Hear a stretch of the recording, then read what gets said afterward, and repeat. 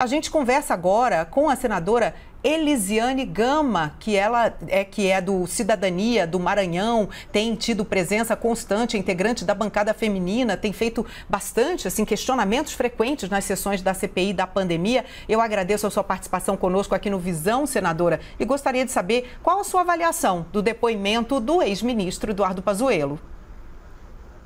Primeiramente, boa tarde a você e a todos. Infelizmente, foi um depoimento marcado aí por muitas contradições, muitas mentiras, uma tentativa muito clara, na verdade, de tentar isentar o presidente da República. E, ao mesmo tempo, se a gente faz uma contraposição com os depoimentos anteriores, a gente vai ver de forma muito clara aquilo que a gente já tinha, uma sensibilidade, a gente já previa, que era a negligência do governo federal, a falta de uma ação do governo federal em relação ao enfrentamento da pandemia, uma posição extremamente negacionista, a não prioridade, por exemplo, em relação à busca da vacina. Então, foram algumas das questões que nós acompanhamos, a não atenção de forma imediata para o estado do Amazonas, daí o resultado que nós tivemos extremamente catastrófico, aliás, em todo o Brasil, porque o caso do Amazonas foi um caso extremamente típico, mas foi uma situação que se repete nos demais estados brasileiros, quando a gente não vê aí a prioridade por parte do governo em relação, por exemplo, à busca da vacina. Ao mesmo tempo, também, esse depoimento nos deu um norte para o que a gente vai fazer nos próximos dias, os próximos passos que serão tomados pela CPI, por exemplo, de acariações que serão realmente necessárias. A gente viu claramente uma contraposição do que o Pazuello fala em relação ao Fábio Van Garden, que era o secretário de comunicação, em relação ao líder, ao representante da Pfizer na América Latina e também em relação ao presidente da Anvisa. Então, fica muito claro a necessidade de acariação para os próximos dias e, de forma muito constatada, infelizmente, mentiras aí apresentadas pelo ex-ministro da Saúde. A senhora vê a necessidade de uma agência de checagem em tempo real para acompanhar os depoimentos da CPI, como chegou a ser proposto pelo relator? Olha, é fundamental. Existem duas questões de uma CPI que a gente não pode admitir. Uma delas é a mentira e a outra é o desacato. Aliás, pelo Código Penal, o artigo 342 é claro, tem inclusive prisão de 2 a 4 anos. Então, a gente sentiu mentira tanto no secretário de comunicação, quanto no ex-secretário de comunicação, quanto no ex-ministro da Saúde. O presidente da CPI, ele entendeu que não deveria, por exemplo, aplicar, e, portanto, decretar a prisão de nenhum dos dois, fez o encaminhamento, atendendo questão de ordens de senadores, para que o Ministério Público Federal possa fazer o aprofundamento da investigação e, é claro, se oferecer a denúncia, abrir um processo no âmbito da Justiça Federal. É um passo importante, mas, ao mesmo tempo, também é bom a gente lembrar de que essa não tem que ser uma prática reiterada, não dá para a gente ficar sempre tolerando uma mentira, não fazer o pedido de prisão, porque a gente vai acabar desviando, a gente vai acabar não tendo, na verdade, os elementos suficientes ao final no relatório. A CPI, como o próprio nome já diz, ela é uma investigação, ela é um inquérito, então você precisa, na verdade, ter informações reais, informações concretas, até porque indiciamentos deverão acontecer ao final da CPI, encaminhamentos para os órgãos de fiscalização e controle. Então, tudo isso para acontecer tem que estar em cima de verdade. E as verdades, elas vêm a partir do depoimento de testemunhas. E uma coisa que é muito interessante, a gente precisa sempre estar registrando, é que, por exemplo, o ex-ministro Pazuello, ele não recebeu autorização através do seu habeas corpus para mentir.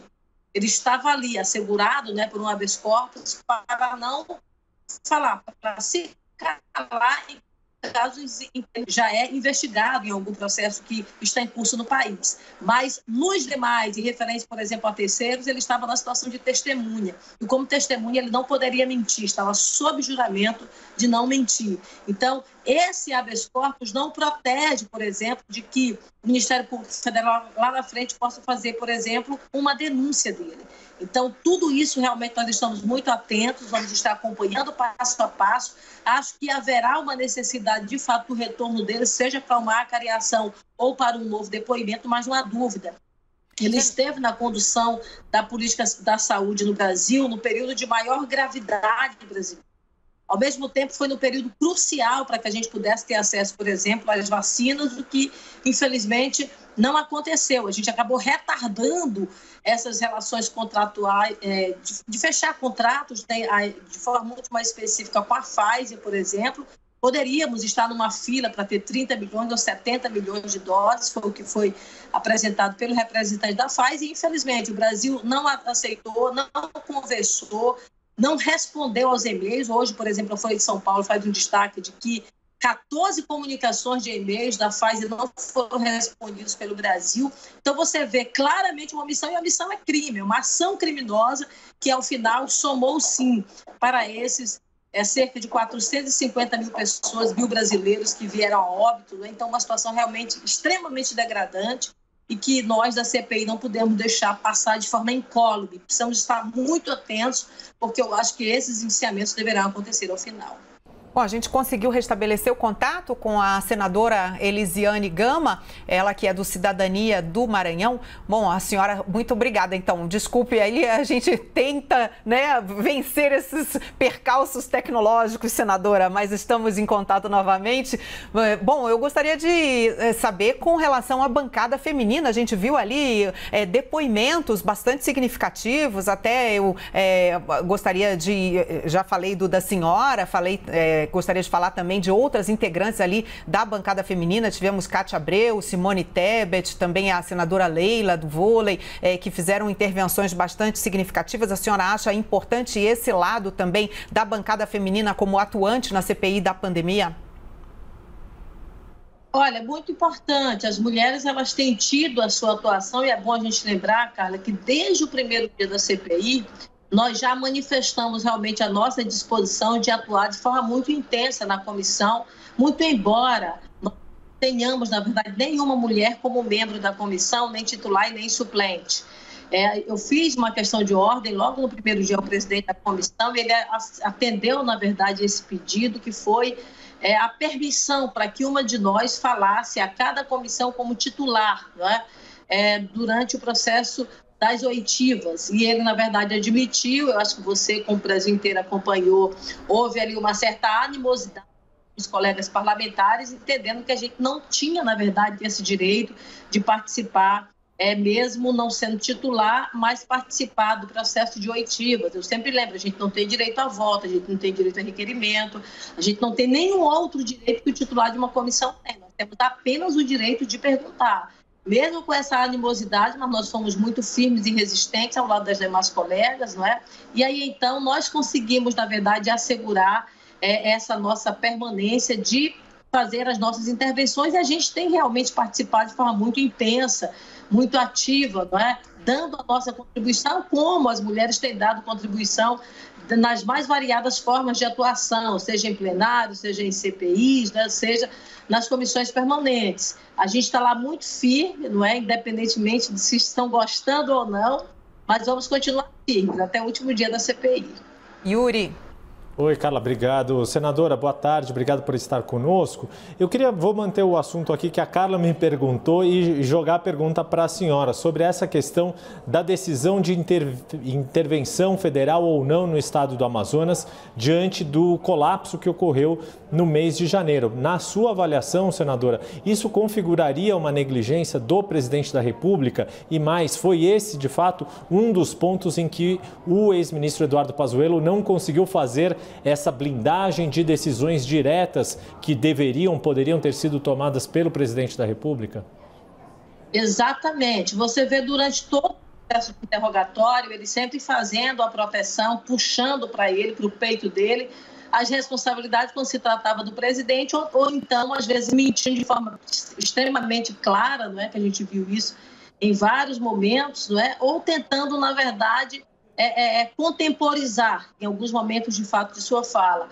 Mas tem o caso da intervenção, que o presidente acabou não agindo, o pedido foi feito por um colega senador, ele realmente acabou não ouvindo. Ao mesmo tempo, também tem as reuniões que foram feitas, uma delas no dia 4 de janeiro, feita com o secretário de Saúde do Estado, com representantes do governo federal. A partir daquele momento, nenhuma atitude de forma imediata foi tomada em relação ao pleito principal, que era o pedido de oxigênio. Ao contrário, houve né, dias depois, se não me foge a memória, aí, mais precisamente dia 14, houve um envio de 120 mil comprimidos de cloroquina. Veja, e aí depois você tem um protocolo que é apresentado, aí vocês já colocaram aí, que é o Tratkov, que faz a orientação acerca do uso da cloroquina. Ou seja, ao invés de você apresentar e dar para o Estado, que era aquilo que eles precisavam, ao contrário, eles foram primeiramente apresentando um medicamento agora, no ano de 2021, que não há nenhuma eficácia do ponto de vista da ciência, e ao mesmo tempo também não fazendo o socorro para aquelas pessoas. 5 minutos sem oxigênio a pessoa morre, 4 minutos a pessoa morre, imagina 10 dias, imagina 8 dias. Né? Então você vê uma contradição muito grande de dados, ele dá uma data que teve conhecimento na informação que manda para o TCU do dia 8, depois ele diz que não é dia 8, ele diz que é dia 10, depois ele já disse que não é dia 10, já é dia 14. Então você vê, depois já fala de outra data, que é o dia 17, quer dizer, ele coloca muitas datas diferentes acerca de quando de fato ele recebeu informações do cenário do estado do Amazonas. E é bom a gente lembrar que o vice-governador do estado, ele falou uma coisa de que o estado do Amazonas poderia estar sendo utilizado como cobaia, né, para a tese de imunização do rebanho. Ou seja, o estado do Amazonas, que foi se pensar e se aplicar uma tese de que se todo mundo tivesse, daqui a pouco estava todo mundo bem, a quantidade de mortes foi uma coisa terrível. E uma outra coisa, Yuri, que é bom a gente lembrar, você começa a ver, por exemplo, no estado do Amazonas, novos picos de crescimento. O Brasil, em vários estados brasileiros, a gente começa a ver queda em casos de mortes e o Amazonas começa a ter um crescimento. E a gente teme o que vários especialistas dizem, que é uma possível terceira onda no Brasil. A gente está saindo de uma segunda onda com um pico de quase 4.500 mortes. O estado do Amazonas, que lá atrás foi o que teve o primeiro momento de pico, teve uma baixa, agora começa a crescer de novo. Então veja que o cenário é um cenário terrível. Se você não age de forma imediata, você comete um crime, que é um crime de negligência, um crime de omissão e que resulta na vida das pessoas. É um cenário que a gente realmente está vivenciando. Na prática, não auxilia como tem que auxiliar. O governo americano disponibilizou um avião cargueiro para fazer o transporte do oxigênio. O estado do Amazonas é um estado extremamente complexo do ponto de vista geográfico, precisaria de um acompanhamento e de um apoio logístico muito arrojado, sobretudo de aeronave. O que o governo brasileiro faz? Ele rejeita uma aeronave americana. Meu Deus do céu, o tipo de situação grave que nós enfrentamos aqui em relação ao estado do Amazonas. Ele rejeita. E o que o ministro diz na comissão? Que ele nem tinha conhecimento. E eu estava com o documento na mão, de um documento feito pelo Ministério da Saúde. O Ministério da Saúde faz o documento, diz que não quer, e o ministro chega na CPI e diz que não tinha conhecimento. Veja o nível de... Até por isso eu falei da CPI, parece assim que o ministro estava querendo realmente infantilizar a CPI, sabe? Achando que ela era todo mundo criança, brincando com a cara de todo mundo, porque estava na cara ali, de forma muito escancarada, na verdade, as várias mentiras que foram apresentadas. E é por isso, e a gente precisa ouvir, acho que a gente precisa ouvir o secretário de Saúde do estado do Amazonas, a gente precisa ouvir o governador, a gente precisa fazer de fato essa contraposição, porque a última informação de que veio do presidente da República, que o estado do Amazonas rejeitou apoio, agora o governador disse que isso não é verdade. Então você começa, na verdade, a ver aí, não é, de forma clara, a constatação da contradição de informações e que no final de tudo isso, o que é que resulta? Crime de negligência, de omissão e que a gente não vai tolerar. Porque se a gente tolerar, nós também estaremos aí correndo o risco de sermos cúmplices de uma tragédia que, infelizmente, aconteceu no nosso país. Muito obrigada, senadora, por sua participação aqui conosco no Visão CNN. Um bom trabalho lá no acompanhamento da CPI da pandemia. Muito obrigada.